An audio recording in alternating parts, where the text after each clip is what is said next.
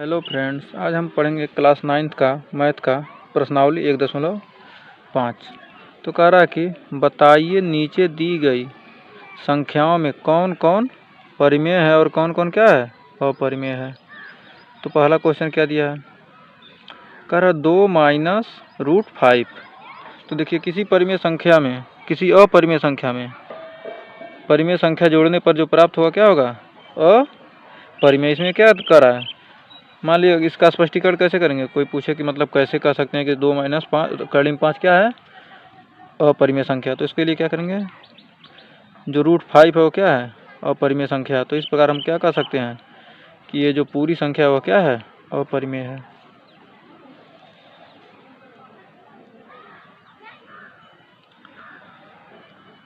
फिर इसका दूसरा 3 प्लस कड़िम 23 फिर माइनस कड़िम 23। तो क्या कर सकते हैं, इसको कोष्टक हटा दीजिए, कड़िम 23 से कड़िम 23 कट गया, कड़िम 23 में से कड़िम 23 घटा देंगे तो 0 हो जाएगा। तो इसका वैल्यू कितना आ गया 3, क्योंकि यह तो क्या होगा इसका टोटल का मान 3 है ना, तो इसलिए क्या कर सकते हैं यह एक परिमेय संख्या है। फिर तीसरा क्वेश्चन इसका 2 बटे कड़िम 7 बटे 7 कड़ी में 7। तो क्या कड़िम 7 से कड़िम 7 कट गया और 2 बटे 7 क्या है परिमेय संख्या है।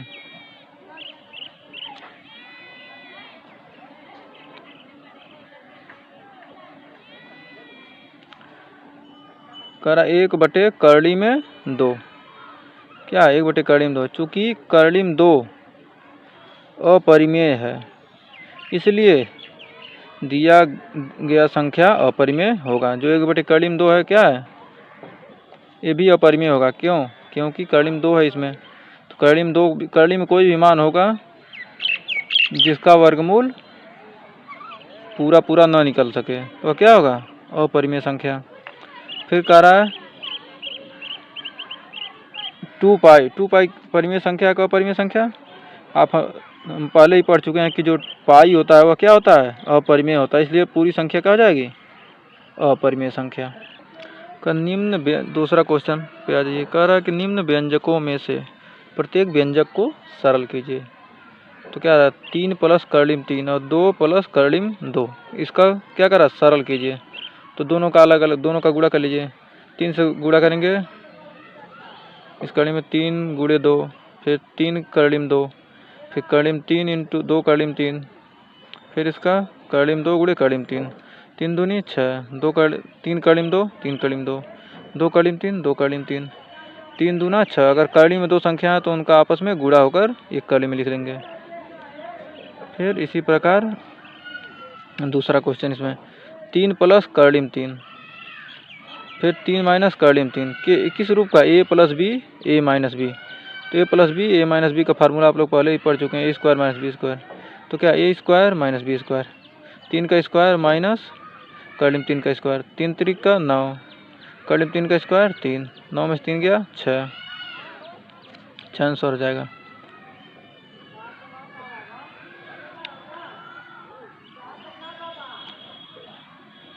फिर इसके बाद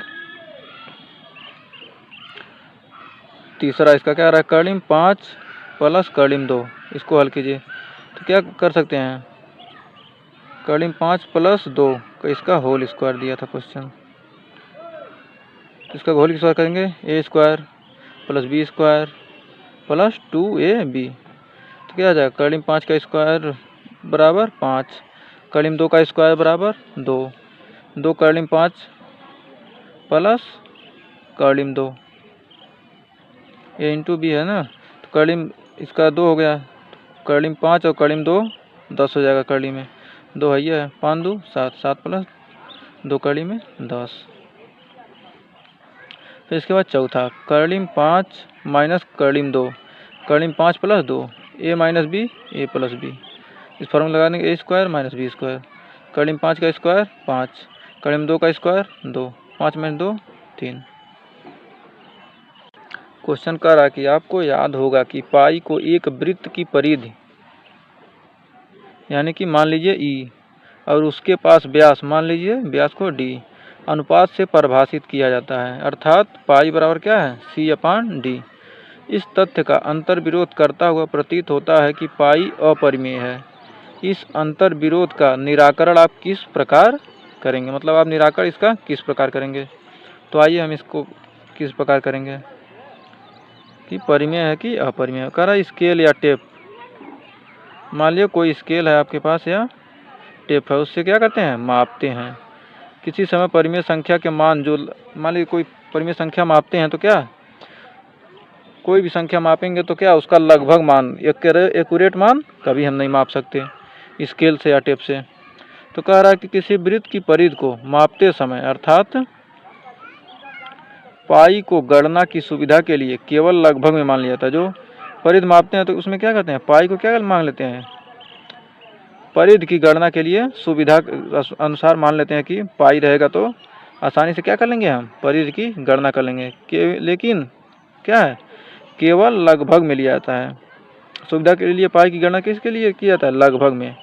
यही कारण है कि वृत्त की जो है पाई एक परिमेय संख्या है, परंतु जब सूक्ष्म गणना की जाती है तो यह स्पष्ट हो जाता है कि क्या पाई एक अपरिमेय संख्या है। जब इसका स्पष्ट रूप से गणना किया जाता है तो क्या हो जाएगा, पाई एक अपरिमेय संख्या। अतः हम कह सकते हैं कि पाई अपरिमेय संख्या। इसके लिए कोई भी मतलब इसका विरोध नहीं करता कि पाई परिमेय संख्या है, कोई भी नहीं, कोई मतलब गणितज्ञ आज तक इसका विरोध नहीं किए हैं कि पाई परिमेय संख्या है।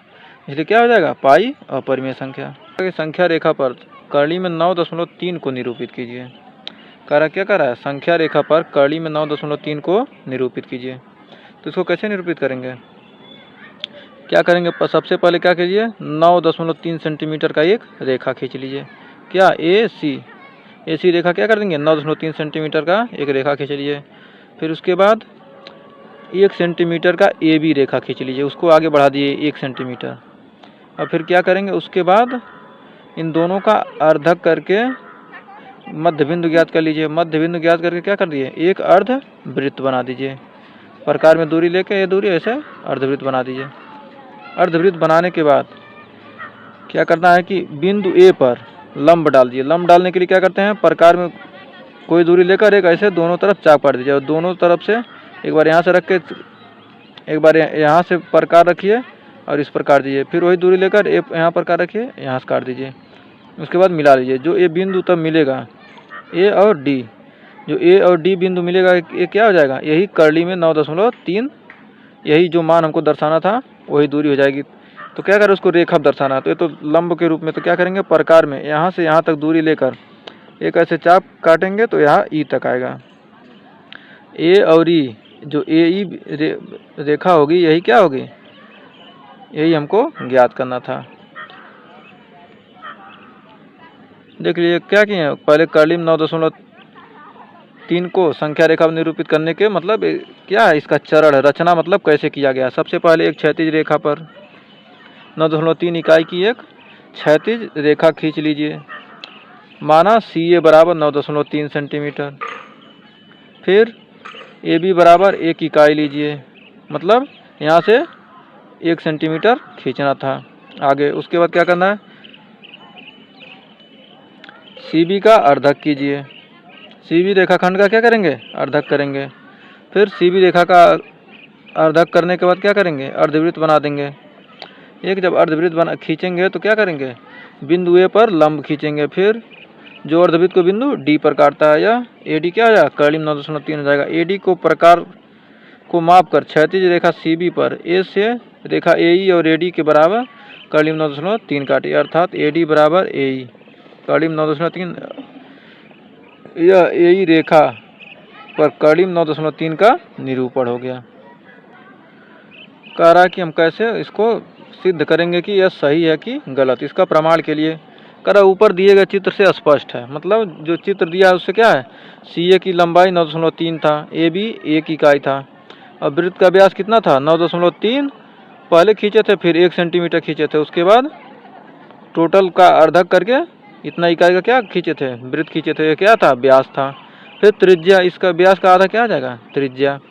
फिर कह रहा OA जो उसमें था चित्र में, OA और बराबर क्या था, OB माइनस AB, ओ ए बराबर, ओ ए का मान हम ज्ञात कर लिए, ए बी हमको कितना मिल गया, ओ बी का मान 10.3 हमको यही ज्ञात किए हैं, ओ बी बराबर 10.3/2, और ए बी वो 1 सेंटीमीटर जो रेखा खींचे थे वो है, माइनस कर दिए। फिर 10 दशमलव क्या होगा, इसका इन दोनों का हर का लसा लेंगे, हर का लसा लेंगे 2.3 में कितना आ गया, ओ ए का मान 8.3/2 आ गया। अब त्रिभुज ओ डी ए में, त्रिभुज ओ डी ए में क्या था, कोण ए क्या है 90 डिग्री है, जब लंब डाले हैं तो कितना हो जाएगा 90 डिग्री। तो पाइथागोरस प्रमेय के अनुसार, पाइथागोरस प्रमेय के अनुसार क्या हो जाएगा, ओ डी का स्क्वायर बराबर ओ ए का स्क्वायर प्लस ए डी का स्क्वायर, पाइथागोरस प्रमेय से हो जाएगा। तो क्या करेंगे, ए डी का स्क्वायर बराबर, ए डी हमको ज्ञात करना है तो क्या करेंगे, इसको इधर ले जाएंगे, इसको ही रहने दीजिए, ओ डी को, ओ ए को इस साइड ले आइए, तो O D square minus O ए स्क्वायर, फिर ए डी का स्क्वायर बराबर कितना, इसका क्या करेंगे, 10.3 का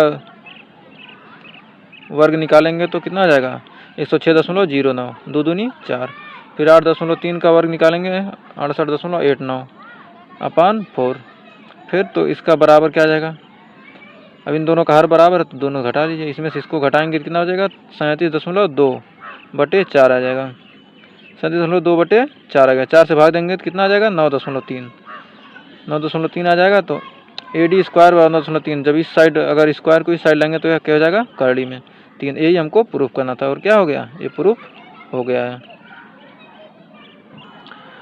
इसका 5वां क्वेश्चन क्या कर रहा है, कर निम्नलिखित के हरों का परिमेयकरण कीजिए, मतलब परिमेयकरण कीजिए। परिमेयकरण के लिए क्या करेंगे, हर का जो है हर से ही ऊपर नीचे भाग दे देंगे, तो क्या करेंगे 1/7, हर कड़ीम 7 है तो इसको क्या करेंगे, इसको करली से बाहर निकालना, तो उसके लिए क्या करेंगे कड़ीम 7 से ऊपर नीचे गुणा कर देंगे, कड़ीम 7 7 हो गया। फिर दूसरे में क्या करेंगे 1/7 माइनस कड़ीम 6, तो क्या करते हैं परिमेयकरण किसे कहते हैं।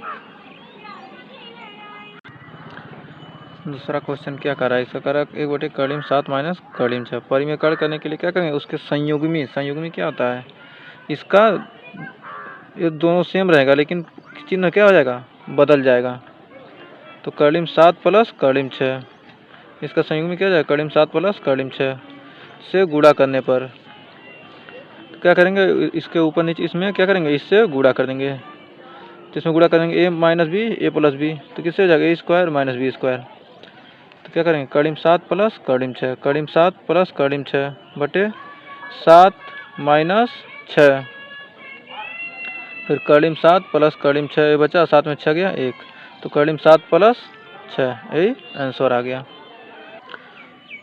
इसमें तीसरा क्वेश्चन क्या करा 1/5 प्लस कड़ीम 2, तो ये दिया गया क्वेश्चन दिया गया, तो इसमें क्या करेंगे इसका संयुग्मी कड़ीम 5 माइनस कड़ीम 2 से गुणा करेंगे, ऊपर नीचे कड़ीम 5 माइनस कड़ीम 2 बटे कड़ीम 5 माइनस कड़ीम 2 से गुणा करने में क्या होएगा, यहाँ आ जाइए ऊपर नीचे गुणा कर रहे हैं, तो क्या इसका गुणा इसमें होगा तो क्या हो जाएगा कड़ीम 5 A plus B A minus B, तो क्या है A square minus B square, कड़ीम 5 माइनस कड़ीम 2, ए स्क्वायर बराबर 5, कड़ीम 5 का स्क्वायर करेंगे तो 5 आ जाएगा, कड़ीम 2 का स्क्वायर करेंगे तो 2 आ जाएगा, 5 माइनस 2 क्या होगा कड़ीम 5 माइनस कड़ीम 2/3, यही आंसर हो जाएगा। फिर इसके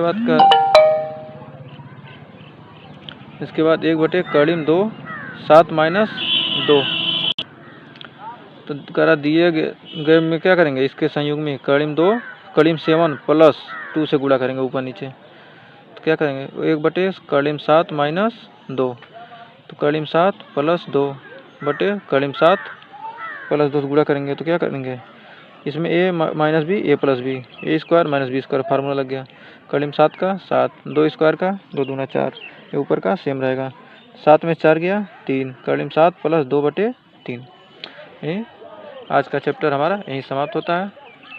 आप लोग चैनल को सब्सक्राइब, लाइक और शेयर करना वीडियो को मत भूलिएगा, और ज़्यादा से ज़्यादा लोगों के पास शेयर कीजिए जिससे इसका लाभ ज़्यादा से ज़्यादा लोग उठा सकें। ठीक है, धन्यवाद। इसके अगला चैप्टर आगे पढ़ेंगे।